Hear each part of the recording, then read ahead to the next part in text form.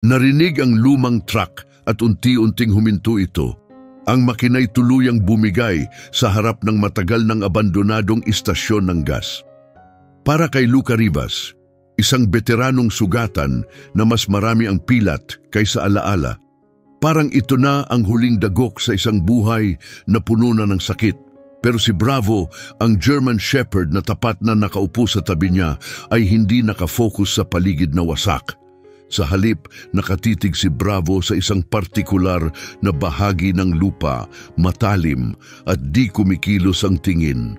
Para bang may nakikita siya sa ilalim ng basag na semento, isang bagay na lubhang mapanganib, isang lihim na nagkakahalaga ng $200 milyong na maaaring tuluyang baguhin ang buhay ni Luca o tapusin ito. Uminom si Luca ng isa pang lagok ng whiskey, ang ikatlong baso niya, at ramdam pa rin ang hapdi gaya ng una. Sanay na siya sa sakit na iyon. Tinutulungan nitong itaboy ang masasamang alaala na bumabalot sa kanyang isipan.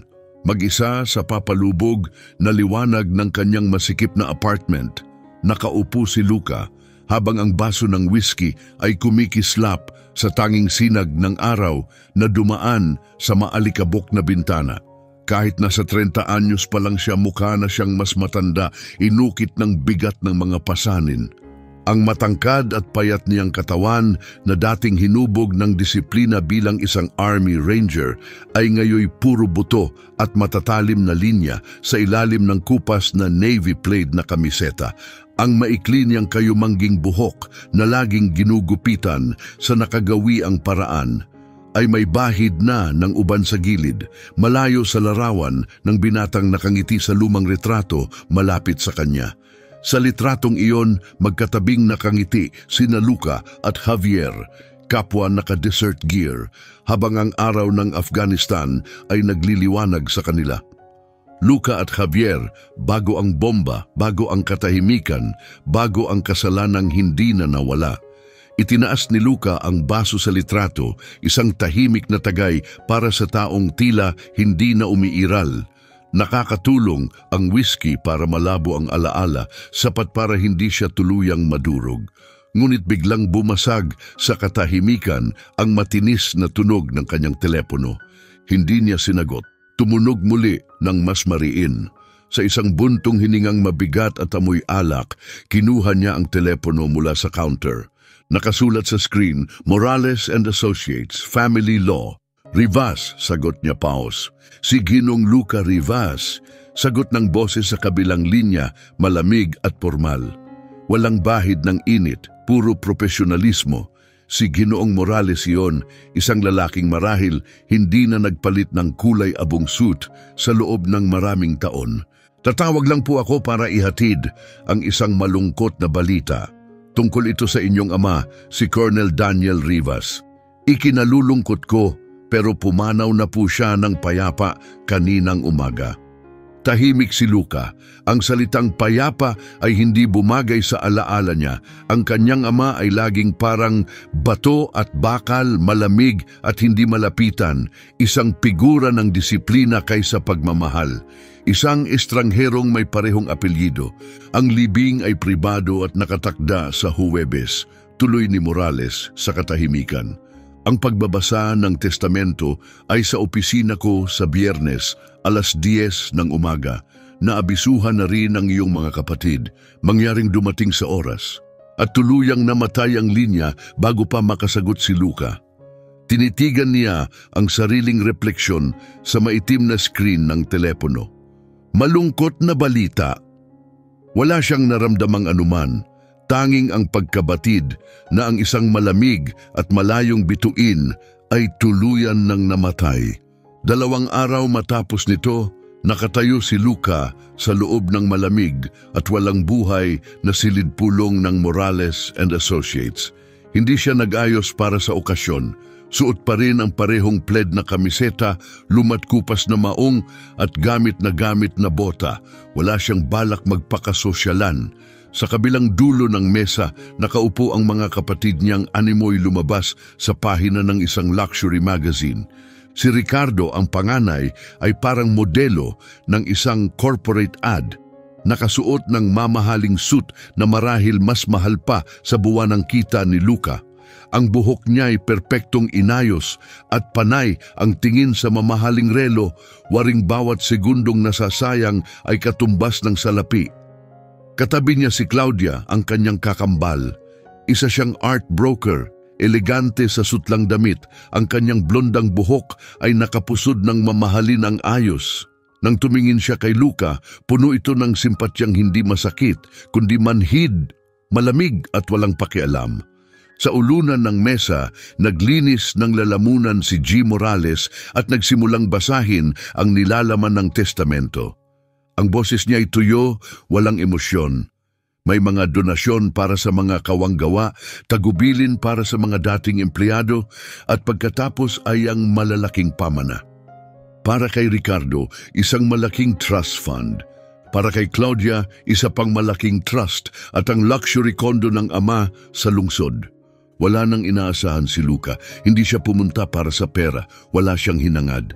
At sa aking anak na si Luca, basa ni Morales, ipinauubaya ko ang buong ari-arian sa Oak Haven, Montana, kabilang ang negosyo at lahat ng laman nito. Naway matagpuan niya ang kahulugan doon. Tumahimik ang buong silid, pagkatapos napatawa ng hindi makapaniwala si Ricardo. Oak Haven, iyon bang lumang istasyon ng gas? Yun ang iniwan sa kanya? Hinawakan ni Claudia ng marahan ang braso ni Ricardo. Ricardo, tama na. Tumingin siya kay Luca na may parehong malamig na simpatya. Siguro may dahilan si Papa, tahimik doon, simple. Tambak ng sira-sirang kahoy sa gitna ng kawalan, tugon ni Ricardo na may ngiting mapanlait. Sakto nga. May bubong ka na ngayon kapatid, dagdag niya habang nakangisi, kung hindi pa iyon gumuho. Pinisil ni Luca ang panga niya ngunit hindi nagsalita. Tinitigan lang niya ang kahoy ng mesa habang pinipigil ang galit at kahihiyan, mga damdaming matagal na niyang kilala. Sa mata nila, isa lamang siyang sundalong bigong makapag-adjust sa buhay sibil. At mukhang ganun din ang tingin ng kanilang ama. May isa pa pong huling usapin, wika ni G. Morales habang inaayos ang salamin at binasa ang dokumento.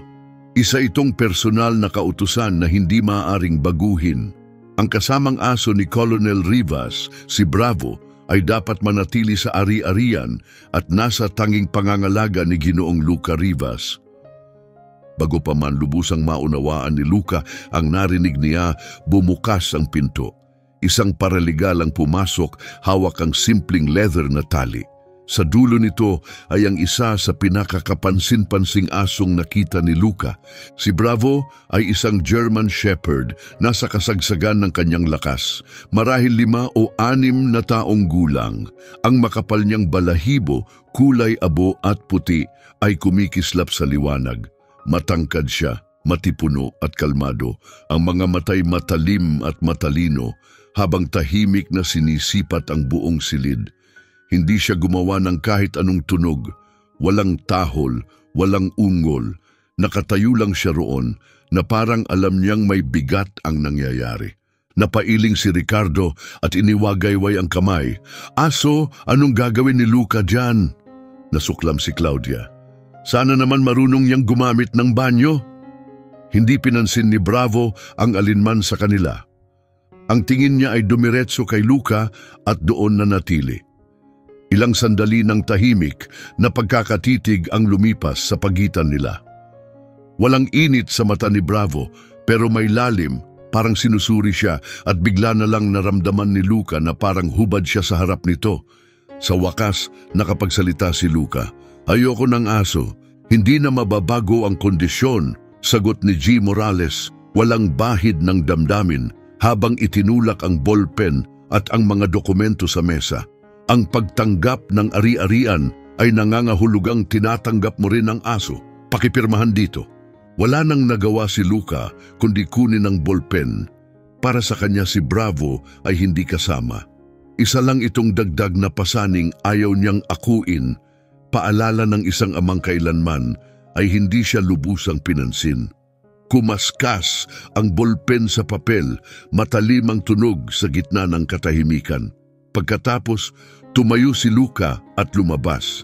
Ang tali ni Bravo ay mabigat at banyaga sa kanyang kamay. Tahimik na sumunod si Bravo sa bawat hakbang niya, kalma at mahinahon. Pagdating nila sa luma at gulanit na pick-up ni Luca, binuksan niya ang pintuan ng pasahero at agad namang tumalon si Bravo, umupo sa sirang upuan. Nakatingin sa harapan na parang handang-handa na siyang bumiyahe. Ang katahimikan sa loob ng sasakyan ay malalim, parang may pader sa pagitan nila. Isa silang dalawang estranghero, isang lalaking binabagabag ng nakaraan at isang tahimik na aso, pinagtagpo ng kagustuhan ng isang taong wala na. Umandar si Luca, lumiko papuntang kanluran patungong Montana, patungo sa isang lugar na puno ng kalawang na alaala at multo ng nakaraan. Mahaba at walang salitang biyahe iyon. Nakatuon si Luca sa kalsada habang si Bravo ay tahimik na nakatingin sa malalawak na kapatagan at bundok sa malayo. Nang makarating sila sa Oak Haven, ang araw ay palubog na at ang langit ay kulay kahel at lilang malalim. Halos hindi na maituturing na bayan ng lugar.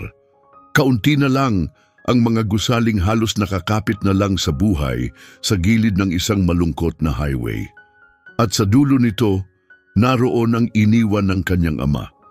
Isang kupas na karatula ang nakasabit sa kalawangin na poste, Rivas's Service Station. Nangangaliskis na ang pintura at ang dating maliwanag na bituin sa logo ay naging maputlang dilaw. Dalawang antigong pump ng gasolina ang nakatayo sa basag-basag na semento, parang mga relic ng nakaraan. Ang convenience store at ang nakadugtong na garahe ay balot sa alikabok at dumi. Halos hindi na makita ang loob mula sa itim na bintana. Tinawag itong tambak ni Ricardo at iyon ay mabait na paglalarawan. Mas masahol pa ito, parang lapida ng isang pangarap na matagal nang namatay. Huminto si Luca at pinatay ang makina ng truck. Sandali siyang nanatili roon, ramdam ang bigat ng lugar na tila lumulubog sa kanyang mga buto. Ito raw ang layunin na iniwan ng kanyang ama para sa kanya, isang mabagal na pagkalimot sa gitna ng kawalan. Sa isang mabigat na hininga, bumaba siya. Sumunod si Bravo, dahan-dahang lumapag sa graba. Hindi siya kumampay ng buntot o nag-usisa sa paligid. Tumayo lang siya sa tabi ni Luca, alerto at tahimik. Parang iniintindi ang lahat sa paligid nila. Ginamit ni Luca ang susi mula sa sobre ng abogado para buksan ang apartment sa itaas ng tindahan. Kumaluskos ang pinto habang bumubungad ang alingasaw ng lumang hangin at alikabok. May mga puting telang nakatakip sa kakaunting muebles na nagbigay sa lugar ng hitsura ng matagal nang nakalimutang alaala. Sumayaw ang mga butil ng alikabok sa ginintuang sinag ng araw mula sa maruming bintana. Makapal at pamilyar ang katahimikan, ang parehong katahimikang sinubukan ni Luca takasan sa syudad gamit ang alak. Ang una niyang reaksyon ay instingtibo, isang desperadong pagnanais makalayo. Naghalungkat siya sa mga kabinet ng kusina, inalis ang mga lumang dilatang pagkain hanggang sa makita ang hinahanap. Isang boteng halos ubos ng mumurahing whiskey na iniwan rin marahil ng kanyang ama. Medyo nanginginig ang kamay niya habang ibinubuhos ang inumin sa isang basong balot ng alikabok. Isang mahaba at mainit na lagok. Tuluyang nilaklak ang laman. Tinanggap niya ang kilalang hapdi sa lalamunan. Pagkatapos ay nagbuhos muli, pangalawa, pangatlo, habang nakasandal sa counter at dahan-dahang gumapang ang alak sa katawan niya, pinapahina ang lahat ng nararamdaman. Sa sulok, nakahiga si Bravo, tahimik na nakamasid, ang mga matay walang ipinapakitang emosyon. Pagsapit ng gabi, lalo pang bumigat ang katahimikan sa apartment. Tanging ang malungkot na huni ng hangin sa labas ang gumagambala rito. Ang tunog na iyon ay parang kawit na humila sa isipan ni Luca pabalik sa nakaraan. Bumalik siya sa init at alikabok, sa pagitan ng matinding pagkabagot at bigla ang kaguluhan. Tinamaan siya ng alaala na parang suntok sa dibdib. Nasa Kandahar siya, ang araw ay tila martilyong bumabayo at ang hangin ay puno ng alikabok. Siya at si Javier ay naglalakad sa kanilang huling patrol bago makauwi. Magkasabay ang galaw nila, parang dalawang taong hindi na kailangan ng salita. Ang una kong gagawin pagbalik natin, nakangiting sabi ni Javier, binasag ang tensyon, ay isasama ko si Elena doon sa Italian restaurant sa tabi ng lawa. Alam mo yon, may checkered na tablecloth? Kakain ako ng bundok ng pasta, tapos hihilingin ko na siyang pakasalan ako. Napangiti si Luca at tinapik sa balikat ang kaibigan. Baliw lang ang tatangging pakasalan ka. Mas baliw siya kung pumayag, natatawang sagot ni Javier. Pero sana nga medyo baliw siya. Parang magkapatid sila, hindi sa dugo, kundi sa lahat ng pinagdaanan nila. Si Javier ang liwanag sa kadiliman ni Luca, ang nagpapaalala sa kanya kung ano ang itsura ng pag-asa. Nagpatuloy sila sa paglalakad, baba ang mga baril, matay alerto sa daan sa unahan. Ang mundo sa paligid nila ay maputla at tuyo, puno ng banta sa bawat anino, at bigla na lang nangyari ito. Walang babala. Isang nakakabulag na puting liwanag ang lumamon sa lahat, kasunod ang pagsabog na ubod ng lakas na para bang pinunit ang hangin. Nalaglag si Luca, gumulong pa atras, kiskis ang helmet sa mabatong lupa. Sumingaw ang matinis na tunog sa tainga niya, makapal ang alikabok at usok. Habang hinahabol ang hininga, pilit siyang bumangon, bugso ng adrenaline ang dumadaloy sa kanyang mga ugat. "Javier!" sigaw niya, pero nilamon ng matinis na pag-ugong sa tainga niya ang boses niya. "Javier!" sigaw niyang muli habang pasuray-suray sa gitna ng usok. Una niyang nakita ang bunganga ng pagsabog, hilaw, magaspang, at sa kalagitnaan ng alikabok, nakita niya ang mga labi ni Javier. Biglang naputol ang alaala at si Luca ay bumalik sa maduming kusina sa Montana. Mahigpit ang kapit sa gilid ng counter hanggang pumuti ang mga buko ng daliri. Parang naririnig pa rin niya ang tawa ni Javier, umaalingaw-ngaw na parang multo sa katahimikan.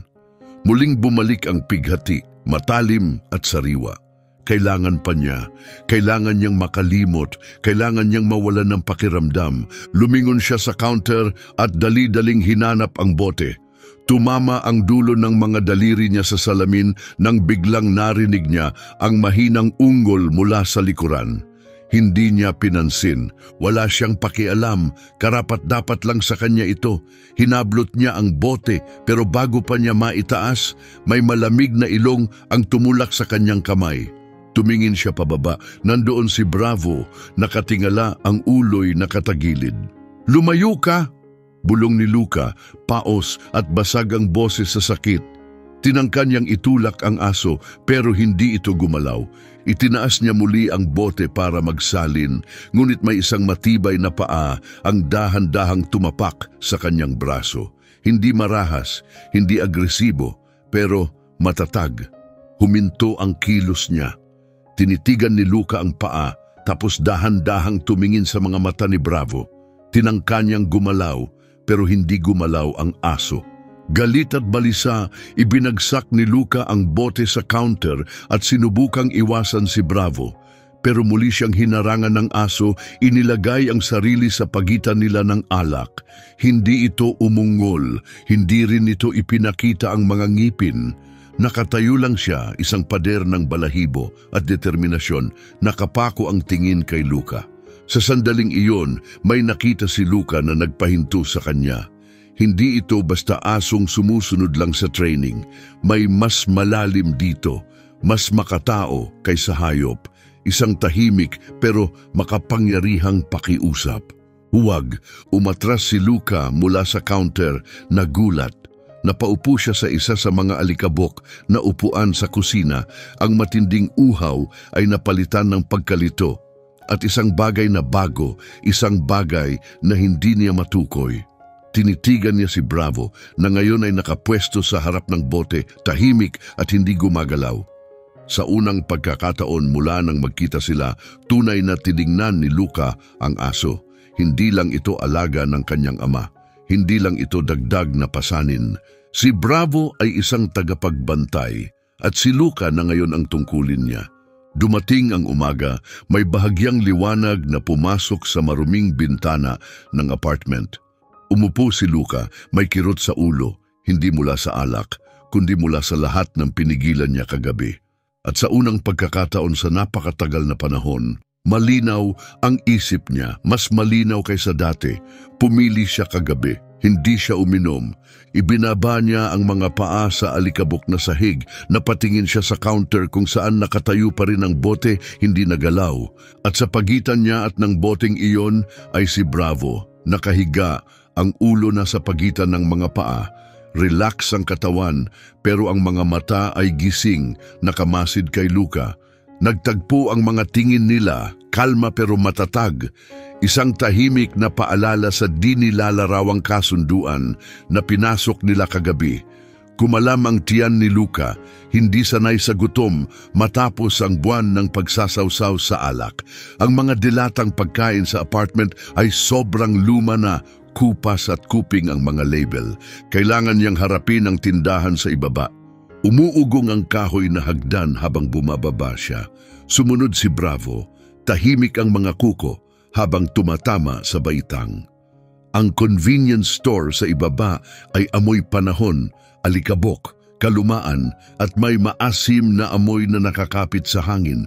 Kaunting liwanag lang ang nakapasok sa mapusyaw na bintana, bumalot sa mga istanting puno ng kupas na seryal at mukhang panis na mga merienda. Parang hindi na ginagalaw ng tao sa loob ng maraming taon, isang perpektong larawan ng pagkalimot. Tiningnan ni Luca ang mga istante, umaasang makakita ng kahit anong pwedeng kainin. Pero napansin niyang wala na si Bravo. Mabilis siyang lumingon at nakita ang German Shepherd sa likod ng counter, tahimik na gumagalaw sa gitna ng kalat, mga lumang resibo at kupas na pahayagan. Nakadikit ang ilong sa sahig, mababa ang katawan, hindi gumagalaw ang buntot. "Bravo, halika na, wala namang kahit ano dyan," tawag ni Luca, mahina ang tinig na umaalingaw-ngaw sa bakanteng espasyo. Pero hindi siya pinansin ni Bravo.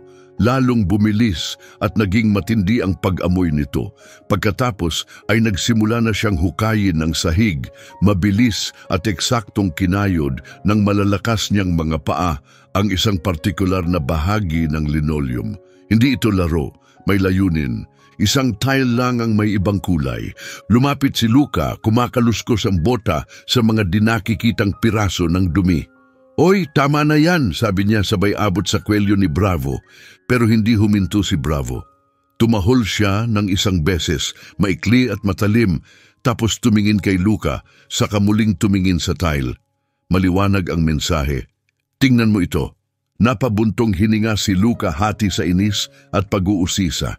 Kilala niya ang ganitong uri ng focus.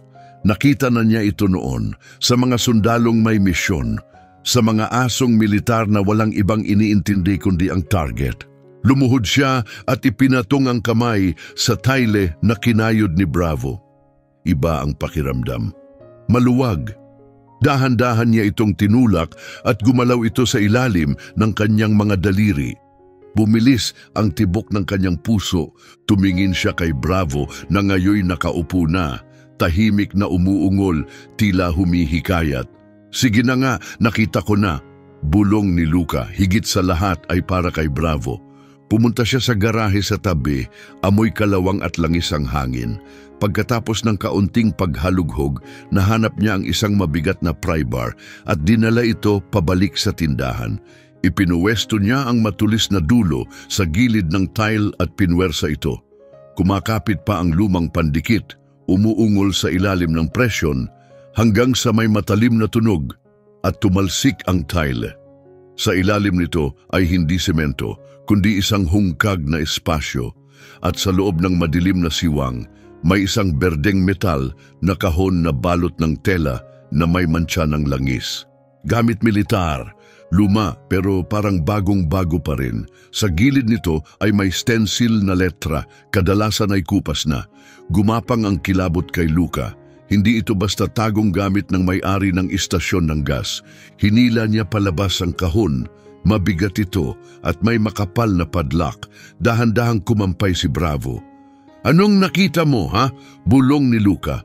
Dinala niya ang kahon paakyat, maingat na inilapag ito sa mesa ng kusina.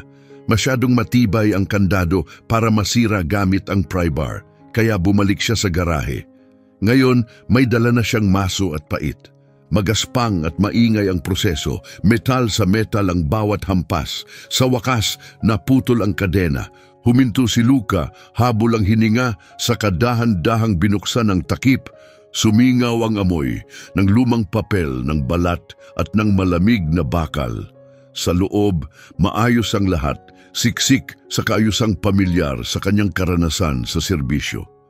Sa ibabaw ay isang bungkos ng personal na gamit. Dahan-dahang kinuha ni Luca ang mga ito, isang pares ng pilak na dog tags ng kanyang ama, isang medalya ng serbisyo na ngayon lang niya nakita, isang leather wallet, luma at gusot. Binuksan niya ito. Sa loob ay may iisang larawan, isang batang babae na may ngiti at mahinhin na mga mata. Ang kanyang ina. Namatay ito noong bata pa siya. Ang makita, ang mukha ng ina na iniingatan ng kanyang malamig at matigas na ama ay pumukaw ng damdaming mahirap tukuyin, masakit, matalim. Sa ilalim ng mga alaala ay isang mabigat na brass na susi. Manchado na ang ibabaw at ang ulo ay hugis gear na masalimuot. Wala pa siyang nakitang ganito kahit kailan. At sa pinakailalim ng kahon, isang berdeng, hardbound na military logbook. Standard issue. Kinuha niya ito, mabigat, hindi lang pisikal, kundi emosyonal. Binuksan niya ang unang pahina. Ang sulat kamay ay hindi sa kanyang ama. Hindi ito puno ng mga salita o pangungusap. Sa halip, masisikip na block ng mga simbolo, letra at numero. Halatang nakakode. Napatingin si Luca. Kinilabutan, ang ulap na bumalot sa kanyang isipan sa loob ng maraming buwan, alak, pighati, konsensya, unti-unting naglaho. Sa halip, may bumalik. Focus, isang sundalong determinasyon. Kilala niya ang estruktura nito. Isang klase ng substitution cipher, isang uri ng code na natutunan niya bilang ranger. Komplikado, oo, pero hindi imposibleng mabasa. Sa matagal na panahon, ang tanging layunin niya ay mawala sa bote. Nabigo siya sa labanan, nabigo siyang makabalik, nabigo siya kay Javier. Pero habang hawak ang journal, may umusbong sa loob niya, isang bagong layunin. Isang dahilan para magpatuloy. Maingat niyang inilapag ang journal sa mesa, katabi ang marangyang susi. Pagkatapos, lumingon siya sa boteng whiskey sa kabilang dulo ng silid. Nariyan pa rin ang tawag nito, mahina pero buhay. Pero hindi na ito isang sigaw, isa na lang itong bulong. At sa wakas, may mas malakas na siyang isasagot dito. Nagsimula na ang paghahanap ng katotohanan. Sa loob ng susunod na 3 araw, halos hindi na pinansin ni Luca ang mundo sa labas. Nawala ang kahulugan ng oras habang nagtatrabaho siya sa mesa ng kusina, lubusang nakatutok. Nanatiling di ginagalaw ang bote ng whiskey, isang tahimik na saksi sa laban na ngayon ay tila siya na ang nananalo. Nakatuon ang buong atensyon niya sa pag-decode ng journal. Pinuno niya ang mga pahina ng mga diagram, grid ng mga letra at mga pagbubuo ng cipher. Sinubok ng komplikadong istruktura ng code ang kanyang kakayahan, pero lalo nitong pinatalas ang kanyang isipan. Paisa-isa, nagsimulang lumitaw ang mga nakatagong mensahe.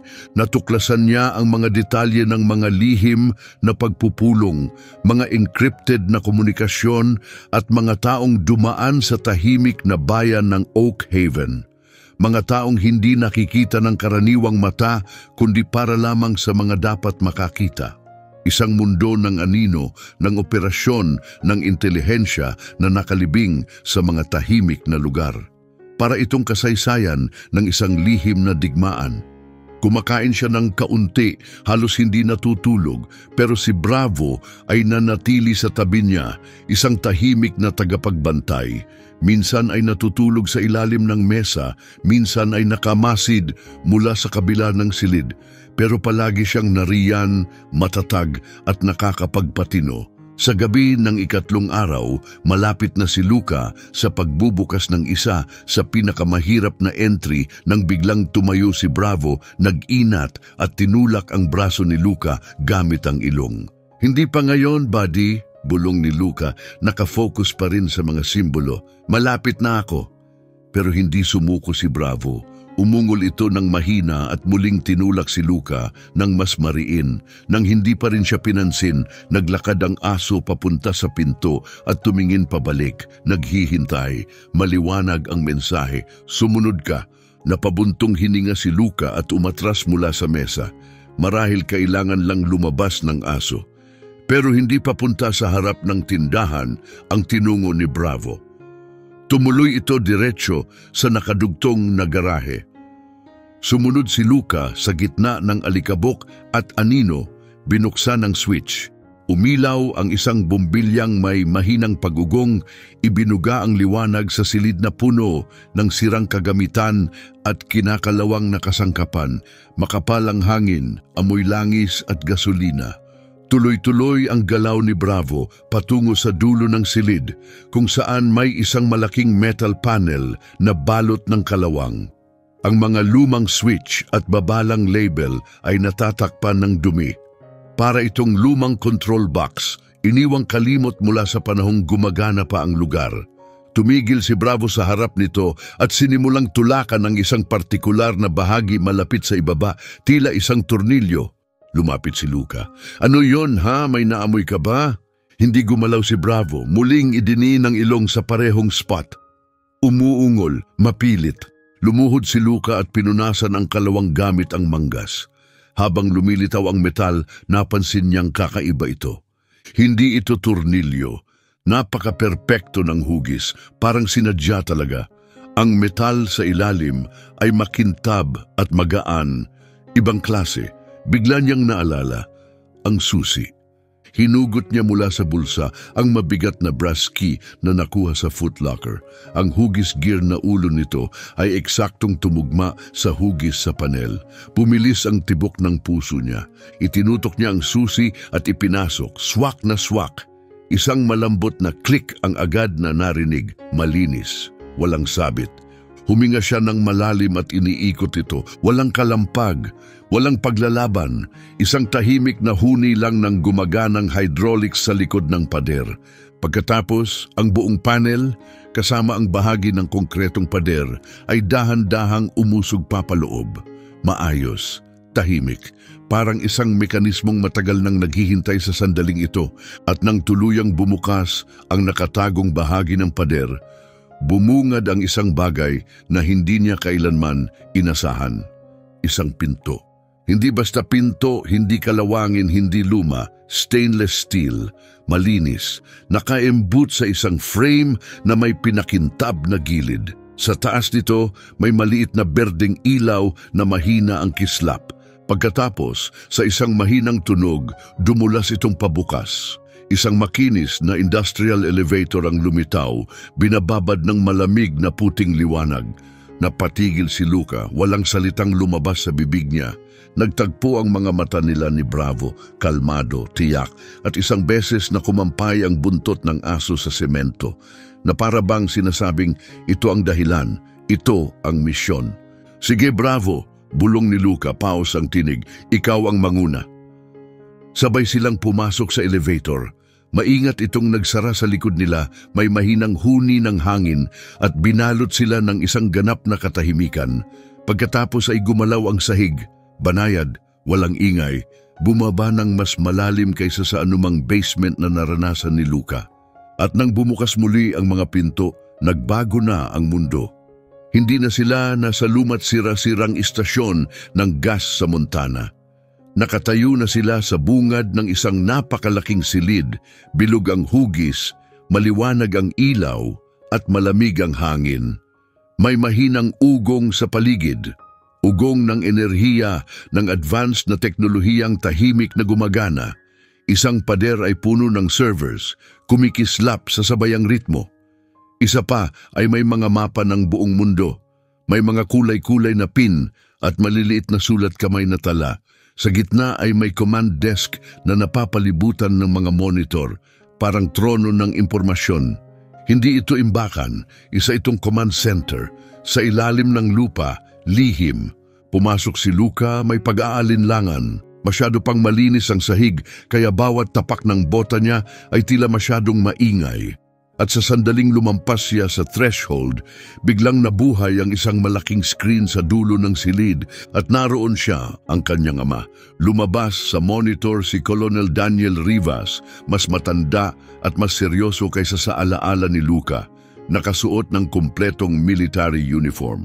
Kalma ang boses, direkta, hindi bilang ama na kausap ang anak, kundi bilang komandante na nagbibigay ng utos. Luca, panimula ng kolonel, malinaw ang tinig sa buong silid. Kung pinapanood mo ito, ibig sabihin ay nakarating ka na at hindi na sayang ang tiwala ko sa iyo. Nanatiling nakatayo si Luca walang masabi. Ang nakikita mo sa paligid ay ang DIA Outpost 7, patuloy ng kanyang ama. Ako ang namahala ng pasilidad na ito sa loob ng 32 taon. Ang istasyon ng gas sa itaas ay panakip mata lang, isang piraso ng nakalimutang Amerika na walang nagtatanong, isang kasinungalingang nabuhay para sa bayan. Inilahad ng kanyang ama ang lahat, mabilis, diretso, militar. Matapos lisanin ang Special Forces, ni-recruit siya ng Defense Intelligence Agency. Noong panahon ng Cold War, inatasan siyang pamahalaan ang lokasyong ito, isang undercover operations hub at safe house. Lahat ng detalye ng buhay, sibil niya ay huwad, isang maingat na pagtatago, at saka dumating ang pasabog. Bilang bahagi ng aking serbisyo at sa pamamagitan ng maingat na pamumuhunan, sabi ng Colonel, diretso ang tingin sa kamera, nakabuo ako ng personal na kayamanan. Ang mga ari-ariang iniiwan ko sa iyo ay tinatayang nagkakahalaga ng humigit kumulang $200 milyong. Napaatras si Luca, hindi makahinga. 200 milyon?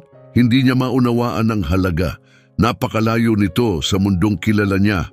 Hapunan ng instant noodles, utang na di nababayaran, truck na halos di na umaandar.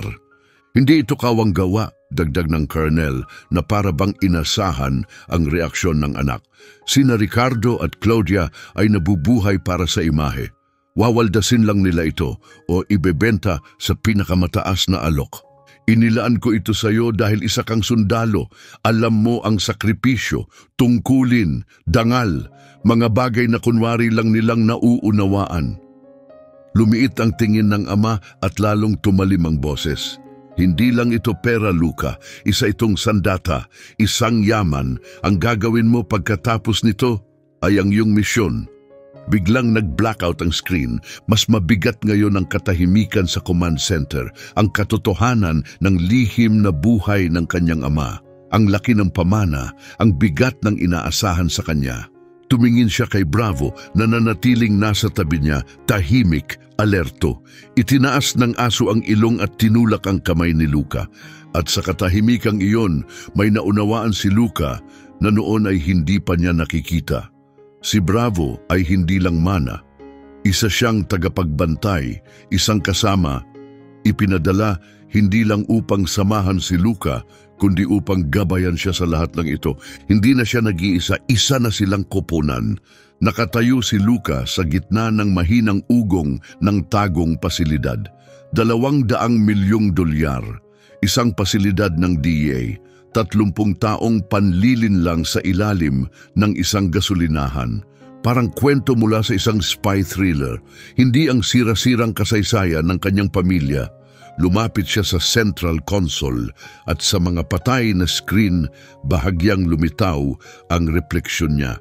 Inabot niya ang malamig na bakal ng isa sa mga server rack. Matibay, totoo. Tumingin siyang muli kay Bravo na nakaupo ng kalmado sa gitna ng lugar na ito na parang dito siya talaga nabibilang. Hindi dayuhan ng bunker sa aso. Ito ang tahanan niya. Parang hinihila ng isang tahimik na instinct, naupo si Luca sa malapad, naupo ang balat sa harap ng console. At nang gawin niya ito, biglang nabuhay ang central monitor. Lumiwanag ang isang prompt, password. Umalingaw-ngaw sa isipan niya ang tinig ng kanyang ama, "Hindi na sayang ang tiwala ko sa iyo." Ipinanindot niya ang kanyang kaarawan, access denied. Sinubukan niya ang pangalan ng ina, access denied muli, at sa kanya naalala ang journal. Ang pinakaunang entry na na-decrypt niya ay hindi lamang pambungad. Isa pala yung petsa, ang petsa kung kailan binili ng ama ang istasyon ng gas. Ipinanindot ni Luca ang petsang iyon. Access granted. Nag-transition ang screen sa isang simple, minimalistic na desktop.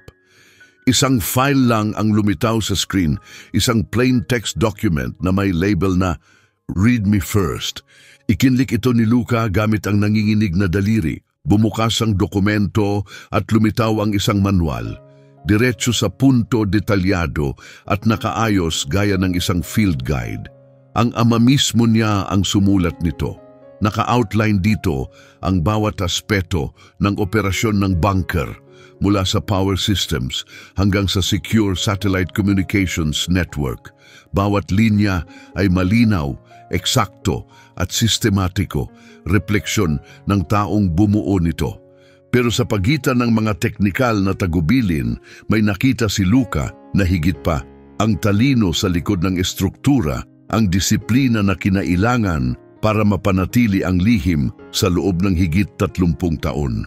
Binasa niya ang maingat na mga contingency plan, mga backup protocol at mga layer ng redundancy. Hindi ito ang malamig at mailap na lalaking kinalakhan niya. Ito ay isang strategist, isang tagapangalaga, isang taong may dalang mabigat na responsibilidad mag-isa. At doon may naramdaman si Luca na matagal nang nawala, paggalang. Pagkatapos ay dumating siya sa isang seksyong may pamagat na walk-in protocols. Nakalista rito ang mga partikular na challenge response phrase para tiyakin ang pagkakakilanlan ng mga field agent. Isang linya ang nagpatuwid ng upo niya, "Challenge, the stars are certainly bright in Oak Haven." Response, "But the moon is always brighter over the mountains." Nagpatuloy siyang magbasa, nalimutan ang takbo ng oras. Bawat dokumentong binubuksan niya ay nagbubunyag ng panibagong bahagi ng lihim na buhay ng ama. Mga tala ng transaksyon, intelligence reports, encrypted messages. Hindi lang pala siya nag-ipon ng pera, nagpatakbo siya ng tahimik, masalimuot na operasyon na may hindi matatawarang lalim. At naramdaman iyon ni Luca, isang emosyonal na hatak, isang koneksyong unti-unting nabubuo sa lalaking akala niya'y hindi niya kailanman mauunawaan. Ang bunker na ito, ang misyong ito, ay hindi lang kayamanan. Isa itong pamana, hindi lang lupa o pera, kundi layunin, pananagutan. Pagkatapos, mula sa itaas, isang tunog ang bumasag sa katahimikan, isang mahinang chime. Ang kampanilya sa pinto ng convenience store. Napatigil si Luca, ang unang pagsubok. Parang kidlat ang adrenaline sa katawan niya. Nilock niya agad ang terminal, tumayo at tumingin kay Bravo na nakaalerto na, nakatingin sa elevator. "Sige boy," bulong ni Luca, "tayo na, magpanggap tayong tindero." Sumakay silang muli sa elevator. Lumakad si Luca papunta sa likod ng counter, pilit pinapakalma ang paghinga. Pinunasan niya ang pawis sa palad gamit ang kanyang maong at sinubukang magmukhang normal na para bang hindi siya galing sa isang tagong command center sa ilalim ng lupa. Pumasok ang isang lalaki, mga nasa kalagitnaang 50. Karaniwang-karaniwan ang itsura, asul na windbreaker, khakis, walang ekspresyon sa mukha. Turista, salesman, magalang itong tumango at nagsimulang magtingin-tingin sa mga estante. Pagkalipas ng ilang sandali, kumuha siya ng bote ng tubig at lumapit sa counter. Ipinunch ni Luca sa register, medyo nangatal ang mga daliri niya. $2, Anya, tuyong-tuyo ang boses. Iniabot ng lalaki ang pera at tahimik na naghintay. Pagkatapos habang nakatingin palabas sa maruming bintana, bigla niyang sinabi, "The stars are certainly bright in Oak Haven." Parang kinuryente si Luca, challenge phrase. Nagrattle ang utak niya. Ano nga ulit yon? The moon, the mountains? Oo, namutawi niya tapos agad-agad bumawi. Pero the moon is always brighter over the mountains. Masyadong malakas, masyadong sapilitan, napangiwi siya sa sarili. Pero walang ipinakitang reaksyon ng lalaki, isang bahagyang galaw lang sa mga mata, isang maliit na tango, subtle, eksakto. Kinuha nito ang sukli at ang boteng tubig. Salamat, Anito, sa kalumabas. Tumunog ang kampanilya ng pinto sa likod niya. Umandar ang sasakyan at sa isang iglap, wala na siya. Mas mababa pa sa isang minuto. Nakatayo si Luca sa likod ng counter, nananatiling hindi makagalaw. Bumalik ang katahimikan, pero iba na ngayon. Parang may kuryenteng dumadaloy. Buhay. Totoo ang lahat, ang bunker, ang journal, ang mga protokol, ang misyon. At sa unang pagkakataon mula nang ma-discharge siya, may isang makapangyarihang damdaming tumimo sa kanyang kalooban. Layunin. Ang lugar na ito ay hindi lang lumang istasyon ng gasolina. Isa itong tunay na station, isang himpilan, isang taguan sa isang lihim na digmaan. At siya ang pinili upang pangalagaan ito. Umakyat siya muli kasama si Bravo. Madilim pa rin at maalikabok ang apartment at naroon pa rin ang bote ng whiskey sa counter, di pa rin nagalaw. Tiningnan niya ito, kalinawan. Yung uri ng linaw na pinaniniwalaan ng ama niyang mayroon pa rin siya. Yung uri ng linaw na higit na kailangan niya ngayon. Naroon pa rin ang tukso, isang mahinang bulong sa likod ng isip, pero mahinang-mahina na, nalulunod sa mas malakas na tinig, ang misyon. Kinuha ni Luca ang bote ng whiskey, lumakad papunta sa lababo at binuksan ang takip. Walang pag-aalinlangan, ibinuhos niya ang laman. Saglit na bumalot ang amoy ng alak, matapang, asido, at pagkatapos ay nawala. Napatingin siya sa bintana at sa mahina nitong liwanag ay nakita niya ang sariling refleksyon. Wala na ang lalaking may guwang sa mata, basag sa loob. Sa halip, nandoon ang isang bago, matatag, kalmado, may layunin. Lumapit si Bravo at dahan-dahang isinandal ang ulo sa binti ni Luca. Tahimik ang kilos, pero matibay. Nagsimula na ang misyon. Lumipas ang mga unang linggo sa kalituhan ng pagsusumikap at matinding pokus. Sa pagtigil sa pag-inom ay dumating ang kaliwanagan at ibinuhos ito ni Luca sa pag-aayos ng istasyon. Nilinis niya ang garahe, pinakintab ang mga bintana, inayos ang mga sirang bahagi at napagana pa niya ang isang pump. Bawat hiwa, galos at patak ng pawis ay parang pagpapalaya. Sa bawat araw, gumagaan ang bigat ng nakaraan. Sa gabi, bumababa siya sa tagong bunker, ang bago niyang mundo ng mga lihim. Doon ipinagpatuloy niya ang pag-decode ng mga tala ng ama at pag-aaral ng mga patakaran ng isang buhay sa anino. Parang muli siyang sinasanay pero ngayon siya na ang estudyante at siya rin ang komandante, pero ang kapayapaan ay hindi pang matagalan. Isang hapon, dumating ang isang liham, isang sobre na gawa sa makapal at mahal na papel na may logo ng isang law firm na hindi pamilyar. Sa loob nito may formal na alok. Gusto ni na Ricardo at Claudia bilhin ang lupain. Malaki ang alok. Tinapon ni Luca ito sa basurahan. Pagkalipas ng isang linggo, may isa pang liham. Doble na ang alok. Mas bastos na ang tono.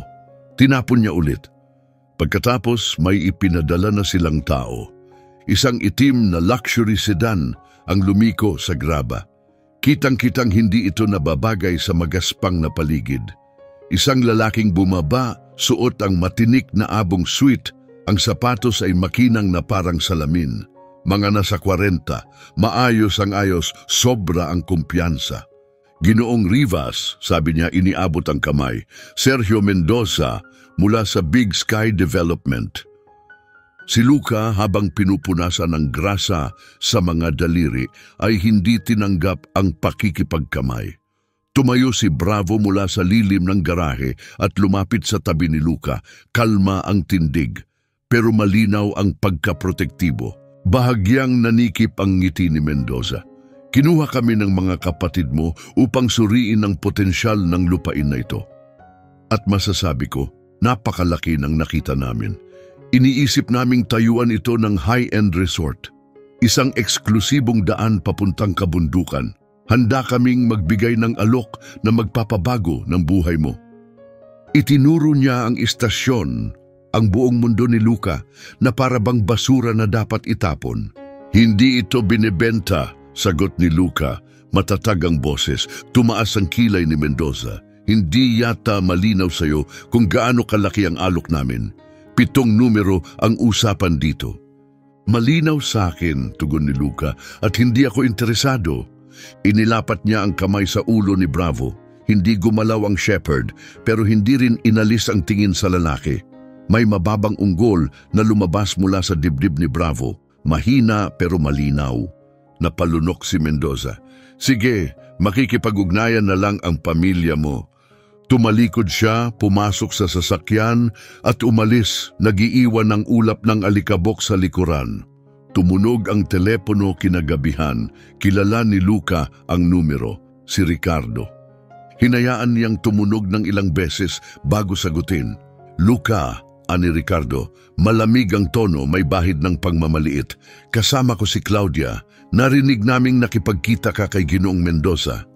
Sabi niya hindi ka raw naging cooperative. Hindi binebenta ang lupa, malamig na sagot ni Luca. Huwag kang katawa-tawa, sabat ni Claudia, matalim at iritado ang boses. Ano bang ginagawa mo diyan? Nagpapakamekaniko? Nakakahiya. Binibigyan ka namin ng paraan palabas, dagdag ni Ricardo. Pagkakataong ayusin ang lahat. Ayos ang buhay ko, sagot ni Luca. At sa unang pagkakataon, totoo ito. Napatawa si Ricardo. Tuyo, mapang-asar. Ayos? Nakatira sa barong-barong? Kausap ang aso? Nag-aalala lang kami, singit ni Claudia. Palagi ka namang hindi matatag. Kung pababayaan mong mawala ang ganitong klasing deal, patunay lang na hindi malinaw ang isip mo. Ramdam ni Luca ang sakit ng mga salita, pero hindi niya ito pinakita. Final na ang sagot ko. Tumahimik ang linya nang muli magsalita si Ricardo na wala na ang kunwa-kunwaring kabaitan. Ang boses niya'y kalmado, malamig. Sige Luca, sinubukan naming makisama, pero hayaang kong linawin ito sa'yo. May record ka ng pagiging pabigla-bigla. Ilang beses ka nang na-involve sa insidente dahil sa alak. Isang hukom ay maaaring hindi pabor sa isang tulad mo para pamahalaan ang isang malaking ari-arian. Nanlamig ang sikmura ni Luca. Malaking trahedya, tuloy ni Ricardo. Malamig ang tono. Kung mapilitan kaming idulog ito sa korte at ipadeklarang hindi ka karapat-dapat pang pamahalaan ang sarili mong buhay, pwede kaming bigyan ng kontrol sa lahat para maprotektahan ang pamananidad mula sa masasama mong desisyon. Isipin mo, mawawala sa iyo ang lahat. Para sa ikabubuti mo siyempre. Tumagos ang banta. Ginamit ni Ricardo ang pinakamababang sandali ni Luca. Mga alaala na matagal na siyang sinusundan bilang bala. Nanginig ng bahagya ang kamay ni Luca. Bumalik ang lumanyang pagnanasa. Umandar ang panik pamilyar at hindi ka nais-nais. Banta ba yan? Tanong niya, paus ang boses. Pangako, bulong ni Ricardo, sabay putol ng tawag. Dahan-dahang ibinaba ni Luca ang telepono, nanginginig ang buong katawan sa galit at takot. Ang tiwalang inipon niya nitong mga nakaraang linggo ay biglang naging marupok, parang papel na nabasa ng ulan. Hindi mali si Ricardo, totoo si Luca ay isang recovering alcoholic, may madilim siyang nakaraan, at kung gugustuhin ng mga kapatid niya, kaya nilang sirain siya. Napaupo siya sa upuan, ulo sa mga kamay, habang sumisigaw sa isip niya ang lahat ng pagkakamaling sinubukan na niyang kalimutan. Pakiramdam niya'y wala siyang kwenta, walang laban, mahina, hanggang sa may maramdaman siyang bigat sa tuhod. Tumingala siya. Si Bravo, nakapatong ang malaking ulo sa kanyang hita. Tinitigan siya ng aso, malalim at kalmado ang mga mata. Walang sisi, walang lungkot, wala kundi lubos at tahimik na paniniwala. Para kay Bravo, hindi siya wasak, siya pa rin ang pinuno, ang tagapag-ingat. Sumandal si Luca sa makapal na balahibo ng aso, hinugot ang lakas mula sa amoy, init at bigat ng presensya nito. Niyakap niya si Bravo, mahigpit, parang hawak niya ang huling tali ng kanyang katinuan. Hindi lang kasama si Bravo, patunay siya na may nagtitiwala pa rin kay Luca, na pinaniwalaan siya ng ama, na inatasan siyang mamuno, magprotekta. Ang mga kapatid niya ay puro nakaraan lang ang nakikita, pero ang ama niya at ang asong ito nakikita pa rin ang sundalong nananatili sa kalooban niya. Tumigil ang panginginig, umpisang naglaho ang takot, at sa halip may pumalit na bago, matalas, malinaw, matatag. Hindi na ito tungkol sa lupa lang, isa na itong labanan para sa kanyang buhay, kanyang kapayapaan at sa tunay na pamana ng ama niya. Ginawa na nilang personal. Tumingin siya kay Bravo na dahan-dahang dinilaan ang kanyang kamay. Wala silang alam kung sino ang kinalaban nila, di ba boy? Sabi ni Luca, muling matatag ang tinig. Pumipiglas ang kasakiman nila pero hindi na siya ang dating madaling buwagin. Lumipas ang 1 linggo matapos ang tawag ni Ricardo. Walang bisita, walang liham, pero hindi nagpasilaw si Luca. Alam niyang hindi pa ito tapos. Tahimik lang ito. Bago dumating ang mas masahol, kaya naghanda siya. Tuwing gabi, bumababa siya sa bunker. Muling binubuksan ang journal ng ama. Ngayon ay may mas malinaw na layunin.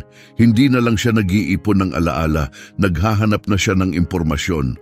Parang sundalong nag-aaral ng misyon, sinusuyod ang bawat pangalan, lugar, anumang palatandaan kung ano ang tunay na dahilan sa likod ng motibo ng kanyang mga kapatid. Sa araw, pinatatatag niya ang istasyon, sinusuri bawat pinto, nilalak ang bawat bintana at tinakyat mula garahe ang mabigat na bakal na pamalo. Alerto siya at isang Martes ng gabi, walang buwan sa langit, nangyari ito. Nasa itaas si Luca sa sala, nagbabasa sa ilalim ng iisang lampara. Nakahiga si Bravo sa kanyang paanan, minsang pumipintig ang mga paa habang natutulog. Mahina ang ihip ng hangin sa labas. Payapa ang lahat, parang panaginip na napipintong mabasag. Isang madilim, walang markang van ang tumigil sa kalsada, mga 1 kapat na milya ang layo. Patay ang mga ilaw. 2 figura ang bumaba, nakaitim mula ulo hanggang paa, kumikilos na parang anino, tahimik, mabilis, sanay, mga profesional. Narinig nila ang pinto ng tindahan pero hindi nila ito pinansin. Diretso sila sa malaking pintuan ng garahe. Lumuhod ang isa sa kanila, bit-bit ang mga gamit at sinimulang buksan ang kandado ng maingat at sanay. Halos hindi marinig ang mahinang click ng mga tumblers na bumabagsak sa lugar. Pero ang halos ay hindi sapat. Sa paanan ni Luca tumayo ang mga tainga ni Bravo. Isang malalim na ungol ang lumabas mula sa kanyang dibdib, mababa at matatag, parang kulog mula sa malayo. Dumilat ang kanyang mga mata, alisto at nakatutok. Wala na ang katahimikan. Hindi gumalaw si Luca. Nakalimutan na ang librong nakapatong sa kanyang mga hita. Natutunan na niyang pagkatiwalaan ang mga asong tulad ni Bravo. Walang tanong-tanong. Ipinatong niya ang kamay sa likod ni Bravo, isang tahimik na utos na manatiling alerto at nakinig. Hangin lang ang maririnig, pero nanatiling tensyonado si Bravo, handa ang mga kalamnan. Maya-maya, narinig din ito ni Luca, isang bahagyang kaluskos ng bakal mula sa garahe. Bumibigay na ang kandado. Agad siyang tumayo, may hawak na bakal na pantanggal ng gulong. Lumapit siya sa itaas ng hagdan habang ang puso'y tumitibok ng malamig at matatag, parang tambol ng digmaan. Tumabi si Bravo sa kanya, alerto at handa. Lumalim ang ungol nito at saka narinig nila ang pagbukas ng pinto ng garahe, maayos at mabagal, parang babala. 2 anino ang marahang pumasok. Pagkatawid pa lang nila sa bungad, sumabog na si Bravo. Mula sa ungol, naging isang malakas na tahol na pumunit sa katahimikan ng gabi. Tumalon siya pababa, parang kidlat ng balahibo at kalamnan, bumulusok sa hagdan na parang misil. Kasunod siya ni Luca, mabilis at tahimik ang mga hakbang. Ang biglaang pagsugod ni Bravo ang nagbigay kay Luca ng oras para masanay ang paningin sa dilim ng garahe. Nakita niya ang mga salarin, nakatigil, gulat na gulat sa biglaang pagdating ng isang dambuhalang German Shepherd na puno ng galit. Ang isa, isang malaking lalaki na may malapad na balikat ay nagtataas ng crowbar bilang depensa, pero hindi ang armas ang tinarget ni Bravo. Sa dibdib ng lalaki siya sumalpok, buong lakas, at napaatras ito habang umuungol. Ang isa pa ay mas maliit, mas mabilis. Humarap ito kay Luca sa ibaba ng hagdan. Mabilis nitong hinugot ang kutsilyo mula sa sinturon, kuminang ang talim sa ilalim ng sinag ng buwan mula sa bukas na garahe. Walang pag-aalinlangan itong lumapit, mapanganib at puno ng kumpiyansa. Pero hindi bago kay Luca ang panganib, isang ranger siya, sinanay para sa ganitong sitwasyon. Agad umira lang instinct, mabilis at eksaktong kilos ang sumunod. Habang sumusugod ang lalaki, umiwas si Luca, ginamit ang bilis ng kalaban-laban dito. Sa isang malinis at malakas na hampas, ibinagsak niya ang bakal, hindi sa ulo ng lalaki, kundi sa kanyang pulso.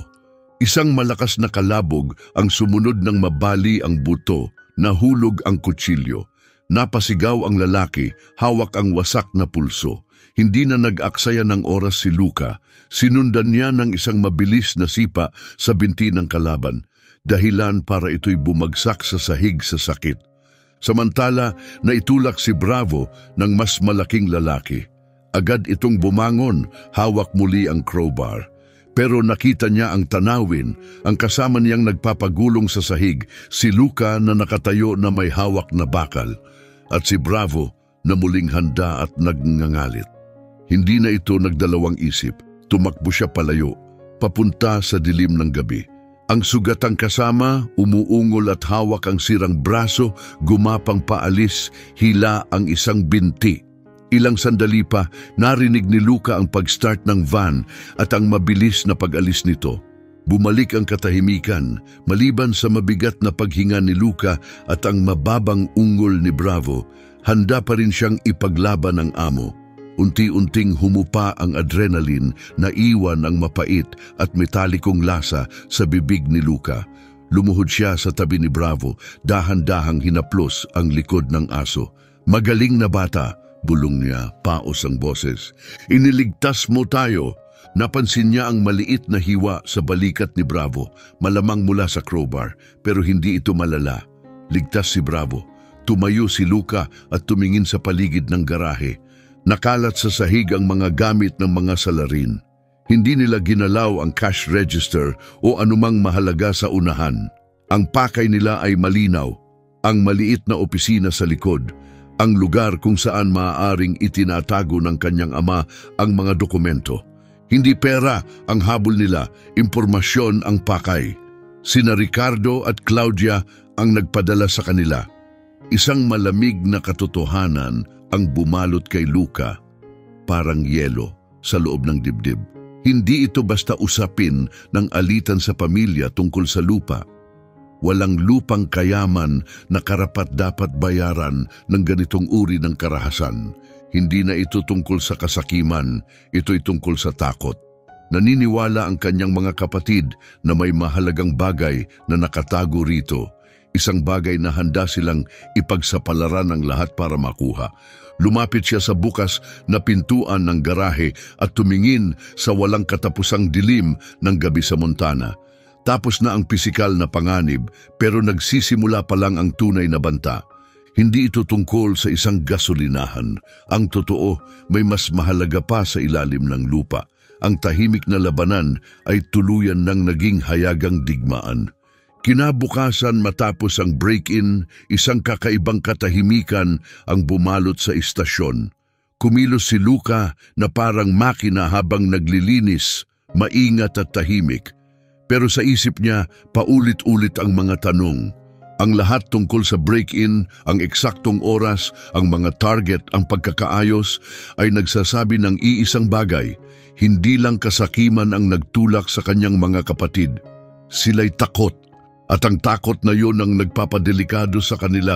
May pakiramdam si Luca na parang may mga matang laging nakatutok sa kanya. Ramdam din ito ni Bravo. Hindi na siya kampante, lagi na lang alerto, bawat kilos ay may saysay. Tanghali na nang huminto sa harap ng fuel pump ang isang dark gray na sedan. Lumabas ang isang babae, tinatayang nasa edad 50 ang babae. Matalim ang kanyang mga mata, mapagmasid at hindi nagpapalampas ng detalye. Ang kanyang buhok, asin at paminta ang kulay ay maayos na ginupitan. Nakasuot siya ng charcoal na pantsuit, profesional, simple at praktikal. Hindi siya mukhang turista, para siyang taong may mahalagang layunin, marahil isang propesor o empleyado ng gobyerno. Isang bagay ang malinaw, hindi siya naroon para magpakarga ng gas, ni hindi niya ginalaw ang pump. Imbes na pumunta sa pump, dumiretso siya sa pintuan ng garahe kung saan kunwari abala si Luca sa pag-aayos ng mga gamit. Nagtagpo ang kanilang mga mata sa maalikabok na lugar. Narinig kong nagkakaproblema na naman ang lumang makina ng koronel, ani ng babae. Kalmado ang tinig ngunit may bigat ng autoridad. Napahinto si Luca. Hindi basta-basta ang pariralang iyon. Galing iyon sa journal. At hindi iyon karaniwang passcode. Isa itong espesyal na parirala na katala para sa mga emergency at tanging isang handler-level contact lang ang dapat gumamit. May sulat ang kanyang ama sa tabi nito. Para kay Agent Dominguez lamang. Nahulog mula sa kamay niya ang wrench at tumunog ito sa sahig. Tumingin siya muli sa babae pagkatapos ay kay Bravo na tahimik na pinagmamasdan ito. Hindi ito umungol ni gumalaw. Tahimik lang itong nanunood, waring kinikilala siya. At para kay Luca, sapat na yon. Tiwala siya sa paghuhusga ng kanyang ama at tiwala rin siya kay Bravo. Tahimik siyang tumango at kinindata ng babae na sumunod. Dinala niya ito sa loob ng garahe, diretso sa nakatagong panel sa likod. Isinuksok niya ang brass na susi at bumukas ang panel na may mahinang sutsot, ipinapakita ang elevator. Hindi nagsalita ang babae, pero napansin niyang may bahagyang pagkagiliw sa matalim nitong titig. Tahimik silang bumaba sa bunker. Pagbukas ng pinto, pumasok ang babae sa humuhuning operation center na parang pamilyar sa kanya. Perpektong kondisyon pa rin, ani niya, ngayon ay may bakas na ng init sa tinig. Ikagagalak ito ng ama mo. Humarap siya at iniabot ang kamay. Ako si Agent Dominguez. Ako ang handler ng ama mo sa huling 15 taon ng kanyang serbisyo. Mas naging personal ang kanyang tono. Pero higit pa roon si Daniel ay naging mentor ko, kaibigan. Tinanggap ni Luca ang kamay niya, matatag at tiyak ang pagkakahawak.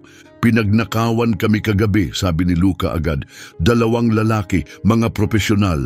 Alam namin, sagot ni Agent Dominguez. Dumilim ang ekspresyon. Bantay kami simula nang pumanaw ang ama mo. Nakita naming papalapit sila. Kung lumala pa ang sitwasyon, aaksyon kami. Tumango siya kay Bravo, na ngayon ay kalmado nang nakaupo sa tabi ni Luca. Pero mahusay ninyong hinarap ng kasama mo ang lahat.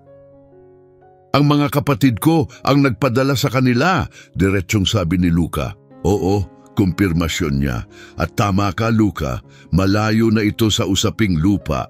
Hindi lang basta binabantayan ng ama mo ang lugar na ito. May iniimbestigahan siyang maselan. Lumapit siya sa main console, pinindot ang ilang command at nagliwanag ang screen, isang komplikadong network ng mga pangalan, negosyo at galaw ng pera. Sa gitna ng diagram ay ang 2 pamilyar na mukha, Ricardo at Claudia. Ang kapatid mong si Ricardo, simulang paliwanag niya, malamig ang tono, ginagamit ang tech firm niya bilang takip para magbenta ng military-grade guidance systems at software sa black market. Ang kapatid mong si Claudia naman, ginagamit ang International Art Gallery niya para maglaba ng perang galing sa operasyon. Tinitigan niya si Luca. Hindi sila maliliit na isda. Sila ang mga sentro sa isang malawak at delikadong pandaigdigang kalakalan ng armas. Nakatitig si Luca sa datos, umiikot ang sikmura. Mas malala pa ito kaysa sa inakala niya. Nagbebenta sila ng armas? Halos hindi niya maibulalas. Ano ba talaga ang hinahanap nila? Ebidensya, tugon ni Dominguez. Matagal nang binubuo ng ama mo ang buong kaso laban sa kanila. Isinulat niya ang lahat, bawat transaksyon, bawat koneksyon. At naniniwala kaming nasa mga journal niya ang mga record na yon. Lumambot ang ekspresyon ng babae, halos malungkot. Pero may isa pang bagay na kailangan mong maunawaan. Bumalik siya sa terminal at nag-type ng bagong utos. Lumitaw ang panibagong hanay ng mga file, mga plano, tala ng pagpapadala at isang high-definition na larawan ng isang maliit na pilak na bagay. Isang natatanging disenyo ng electronic trigger, malinaw na ginawa para sa isang shaped explosive. Huminto ang tibok ng puso ni Luca. Agad niya itong nakilala. Nakita na niya ito dati, nakatala sa isang classified report, isang ulat na paulit-ulit niyang binasa hanggang hindi na niya makayanan ang mga salita. Bumulong ang boses niya, halos hindi marinig. Kandahar Province, 2 taon na ang nakalipas. Sa wakas, nabasag ang ekspresyon ni Agent Dominguez. Namuo ang luha sa kanyang mga mata, malalim at hindi na kailangang sabihin. Mabagal siyang tumango, mabigat ang mukha. Kinumpirma ng forensic report, mahina niyang sabi. Ang IED na pumatay kay Sergeant Javier at sa kanyang grupo ay may mga bahagi na direktang natuntun sa shipment na pinunduhan mula sa ilegal na kalakal ng armas ng kapatid mo. Parang suntok sa dibdib ang mga salitang iyon kay Luca. Hindi siya makahinga. Ang lungkot na pilit niyang inilibing sa nakaraang 2 taon. Ang pagkakonsensya na naging pabigat sa kanya ay biglang bumalik. Pero ngayon nagbago ito. Nagkaroon ito ng pangil. Hindi na ito tungkol sa gulo ng digmaan o pagiging nasa maling lugar sa maling oras. Ito ay pagtataksil. Dugo ang kapalit ng pera. Ang kasakiman ng kanyang kapatid at ang ambisyon ng kanyang kapatid na babae ang tumulong sa paggawa ng armas na pumatay sa kanyang pinakamatalik na kaibigan. Isang matinding galit ang sumiklab sa kanya, sobrang lakas na nanginginig ang katawan niya. Binagsak niya ang kamao sa konsol at ang hapdi ng sakit ay pansamantalang pumigil sa bagyong nasa loob niya. Pagkatapos, may naramdaman siyang tumulak sa kanyang kamay. Nandoon si Bravo, nakadikit sa kanya, malalaki ang matang puno ng pag-aalala, may mahinang iyak na lumabas sa kanyang lalamunan. Sinusubukan siyang patatag, pinapaalala kung sino siya. Dahan-dahang huminga si Luca, humupa ang apoy sa loob niya, pinalitan ng isang bagay na mas malamig, mas matigas. Wala na ang lalaking basag, ang natira ay isang sundalo, hinubog ng dalamhati at pinatalas ng katotohanan. Humarap siya kay Agent Dominguez, matalim at matatag ang mga mata. May kapangyarihan ng mga tala ng ama mo para pabagsakin ang buong network nila, sabi ng babae. Plano niyang ipasa ang lahat sa gobyerno bago siya namatay. Malamang nasa journal ang lahat ng yon. Lumapit si Luca sa mesa, kinuha ang journal at hinawakan ito sa kanyang mga kamay. Pakiramdam niya, hindi na ito parang palaisipan. Isa na itong sandata. Hindi na ito tungkol sa alaala. Ito na ay tungkol sa hustisya. Tinitigan niya si Dominguez. Sabihin mo lang kung anong kailangan mo. Mula sa sandaling iyon, naging command center nila ang bunker. Sa loob ng ilang araw, magkasama silang nagtrabaho ni Agent Dominguez. Pinagsama ang malalim na kaalaman ni Luca sa pamamaraan ng ama niya at ang lawak ng kaalaman at access ng ahensya. Na-decrypt nila ang huling mga layer ng seguridad. Bumuhos ang katotohanan sa mga screen, mga pangalan, petsa, detalye ng padala, mga bank code. Ang journal ay higit pa sa mga tala. Isa itong detalyadong log ng mga iligal na operasyon, mga ruta ng smuggling, kahina-hinalang mamimili, classified na teknolohiya at mga offshore account na puno ng maruming pera. Lahat ng kailangan nila ay naroon. Malapit na tayo, sabi ni Dominguez habang ina-upload ang huling decrypted files sa isang secure na server. Alam nilang may nangyayari. Maghanda ka. Maaaring gumanti sila. Hindi na niya kailangang sabihan pa si Luca. Ramdam niya ito. Parang kuryente sa hangin. Parang katahimikan bago ang pagputok. Hindi sila naghiwalay ni Bravo sa mga panahong iyon. Ang presensya ng aso ang nagbibigay sa kanya ng katatagan, nagbibigay linaw habang palala ng palala ang panganib at dumating ang pag-atake nang walang babala. Isang malamig at malinaw na hapon, nasa garahe si Luca nagpapalit ng langis ng kanyang truck, hinahanap ang kapayapaan sa isang simpleng gawain. Nakahiga si Bravo malapit sa bukas na pinto ng garahe, tinatamasa ang malamig na sikat ng araw. Nasa ilalim ng sasakyan si Luca nang marinig niya ang mahina at mapurol na pft, parang airgun na sinupin. Akala niya ay hangin lang. Pagkatapos ay narinig niya ang pag-arangkada ng mga gulong sa kalsada. Lumabas siya mula sa ilalim ng truck, pinupunasan ang kanyang mga kamay. "Bravo!" tawag niya. Walang laman ang kinahihigaan ni Bravo. Isang matinding takot ang tumusok sa dibdib niya. "Bravo!" Sigaw niya, puno ng kaba ang tinig. Tumakbo siya palabas, mabilis na sinuyod ng mata ang paligid. Walang galaw, walang tunog. Puro kawalan lang sa lugar kung saan dapat naroon si Bravo. Nataranta si Luca. Sinuyod niya ang buong paligid, bawat pintig ng puso'y parang babala, hanggang sa may kumislap sa damuhan malapit sa kalsada. Lumuhod siya agad, isang ginamit na tranquilizer dart.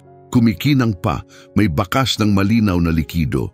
Kinuha nila si Bravo. Bago pa man siya matangay ng galit, tumunog ang kanyang telepono, blocked number. Sinagot niya ito, sobrang higpit ng hawak niya, kaya namuti ang mga daliri. "Hello, Luca." Walang emosyon ng boses ni Ricardo, malamig, detachado. "Siguro naman napansin mo nang nawawala ang kasama mo." "Nasaan siya?" singhal ni Luca, mababa ang boses at puno ng panganib. "Ligtas siya," sagot ni Ricardo, sabay buntong hiningang puno ng pagkainis. "Basta't hindi ka gagawa ng kabaliwan. Sa ngayon, nakasalalay sa iyo ang kaligtasan niya," malamig na dagdag ni Ricardo.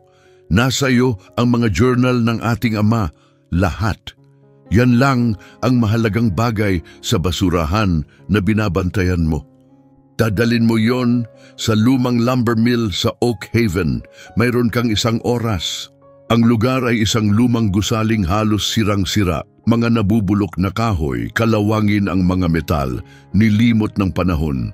"Mag-isa ka lang," dagdag ni Ricardo, ang boses ay naging halos sibang bulong. "Walang pulis, walang tao mula sa ahensya ng ama mo. Malalaman namin kung may sumunod sa'yo. Kapag may nakita kaming kahit isang dagdag na tao, tapos na ang usapan at ang aso ang magbabayad." 1 oras, Luca, naputol ang tawag. Sandaling binalot si Luca ng matinding galit. Gusto niyang sumakay sa truck, dumiretso sa mill at wasakin si Ricardo gamit ang sarili niyang mga kamay, para kay Javier, para sa kanilang ama, at ngayon para kay Bravo. Pero nanaig ang instinct at pagsasanay.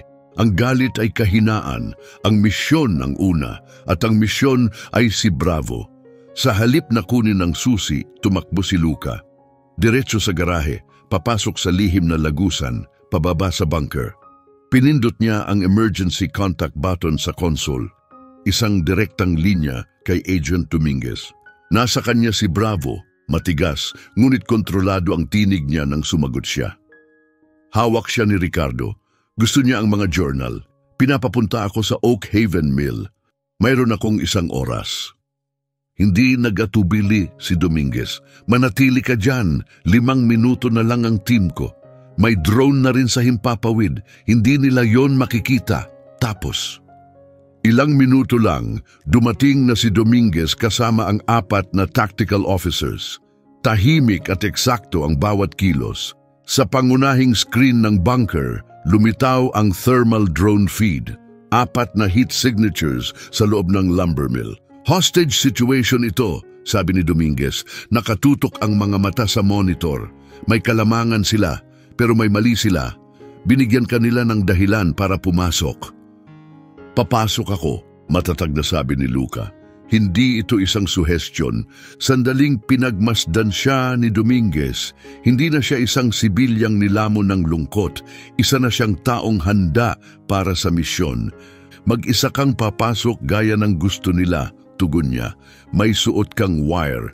Mananatili kami sa taguan, naghihintay ng senyas mo. Ang pangunahing layunin mo ay ang aso. Iligtas si Bravo. Kami na ang bahala sa mga kapatid mo. Ang lumang lumber mill ay isa na lamang anino ng dati nitong anyo.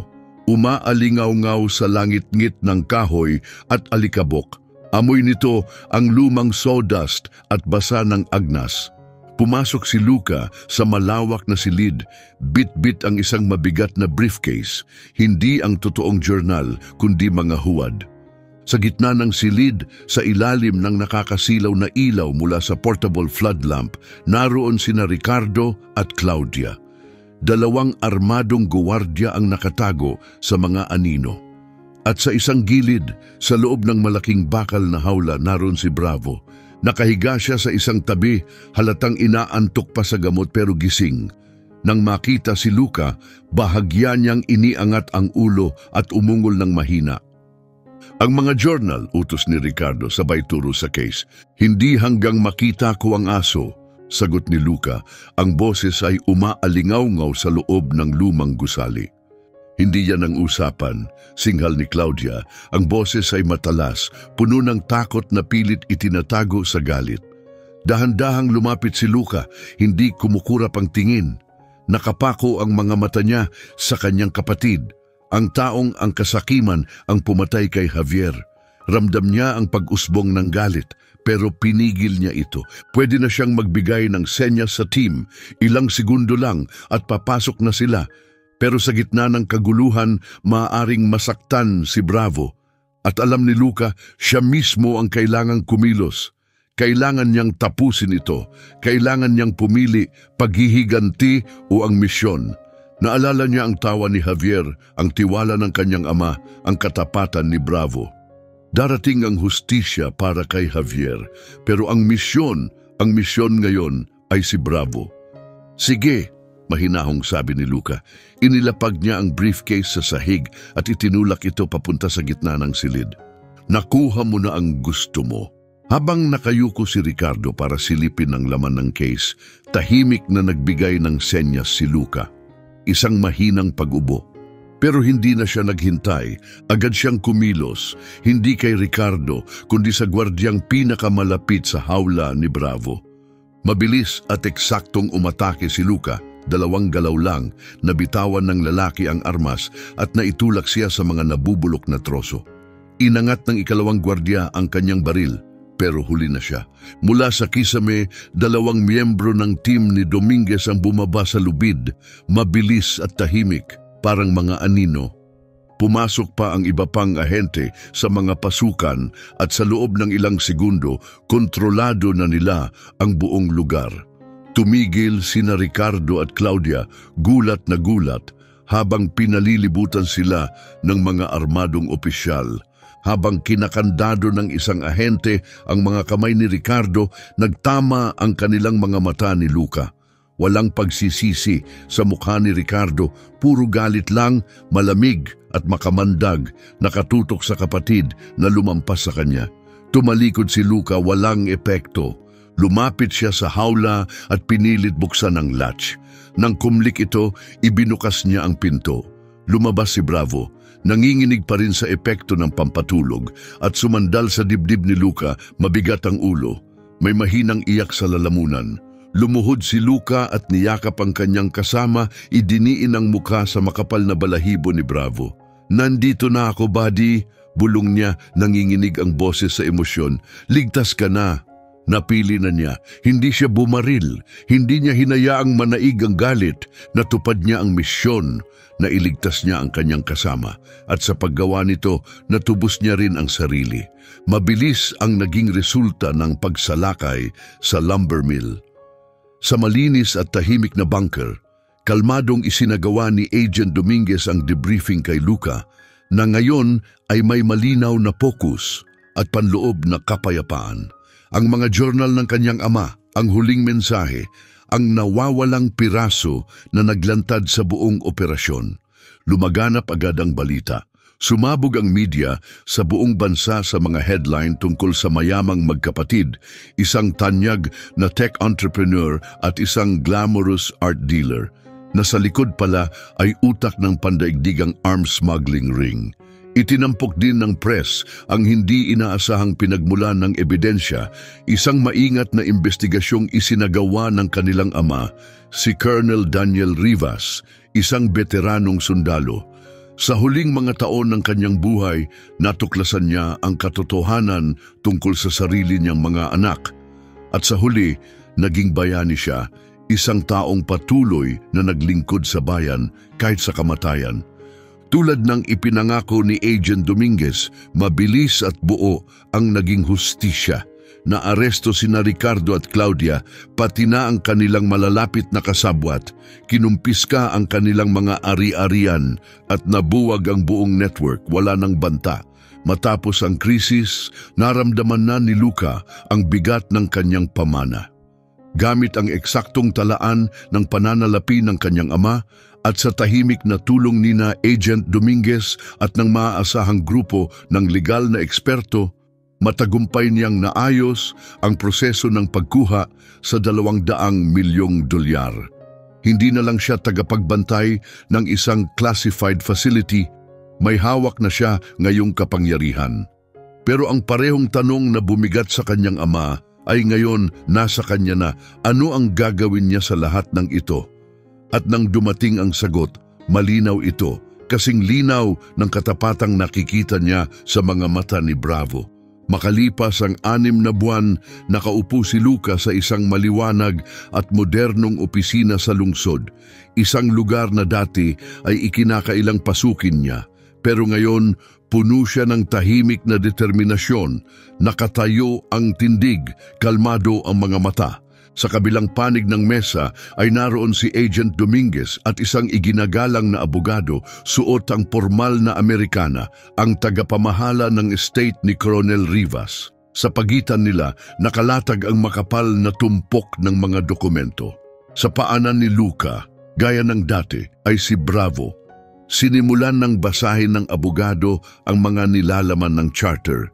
The Javier Foundation, isang non-profit na dedikado sa pagtulong sa mga veteranong may PTSD sa pamamagitan ng pagsasanay at pagtatalaga ng peeling service dogs. Tumingin si Luca kay Agent Dominguez na tumugon ng isang banayad, mapagmalaking ngiti. Ilang linggo rin niyang tinulungan si Luca na gawing realidad ang ideya.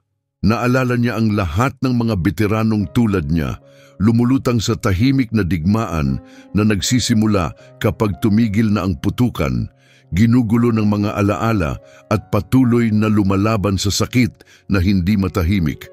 At naalala niya si Bravo, ang asong hindi siya iniwan kailanman, ang nagbantay sa kanya sa gilid ng bangin at ang tumulong sa kanyang muling bumangon. Magmumula karamihan sa mga rescue shelter ang mga aso, paliwanag ni Luca. Matatag ang boses, may apoy ng damdaming ni hindi niya alam na nasa kanya. Karapat-dapat din silang bigyan ng pangalawang pagkakataon. Sasanayin namin sila at ipapartner sa mga veterano. Lahat ng libre. Bawat veterano ay magkakaroon ng kasangga, tagapagtanggol. Isang dahilan para bumangon tuwing umaga. Yumuko siya at marahang ipinatong ang kamay sa ulo ni Bravo. Alam kong gumagana ito dahil ako ang unang nakaranas niyan. At nang walang alinlangan, dinampot niya ang panulat at lumagda. At sa isang lagda, isinilang ang Javier Rivas Foundation. Ang yaman na nabuo sa katahimikan at digmaan ay ngayon ay gagamitin upang magdala ng liwanag sa mga nawawala sa dilim ng mga alaala. Isa itong pamana ng kagalingan, huling parangal para sa isang kaibigang nagbuwis ng buhay at isang ama na muling natagpuan. Sa Montana muling bumalik ang tagsibol, dinadala ang init at buhay sa lupang minsang natuyo. Ang gasolinahan sa gilid ng Oak Haven ay hindi na isang iniwang alaala. Ito'y ganap ng nagbago.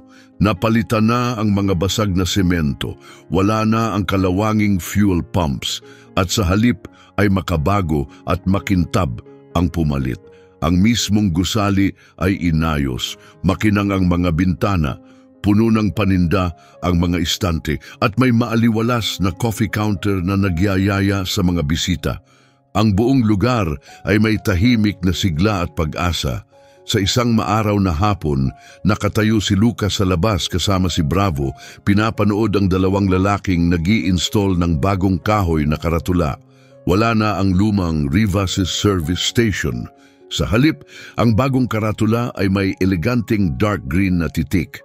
Daniel and Javier Memorial Rest Stop. Sa ibaba, nakasulat ng mas maliit, Fuel, Coffee, A Place to Rest. Higit pa ito sa pangalan, isa itong pahayag. Parangal ito sa kanyang ama, isang taong puno ng disiplina at paninindigan na nagbantay sa kanyang pwesto sa loob ng 3 dekada.